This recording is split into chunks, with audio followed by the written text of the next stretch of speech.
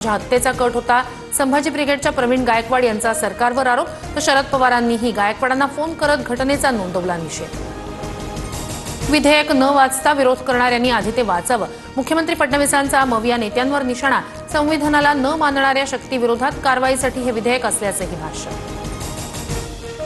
एक देवाभाऊ आहेत, त्यांच्याकडे सर्व काही आहे तरीही फोडाफोडी करतात। नाशिकमधील पदाधिकारी देवाभाऊ वाघमारे यांच्या पक्षप्रवेशावेळी उद्धव ठाकरेंचा फडणवीसांना टोला।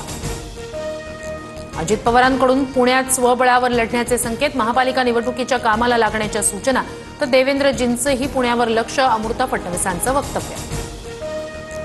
भाजप प्रदेशाध्यक्ष रवींद्र चव्हाण ॲक्शन मोडवर। पुढील 6 दिवस घेणार बैठका। आगामी स्थानिक स्वराज्य संस्थांच्या निवडणुकीच्या अनुषंगाने मार्गदर्शन करणार।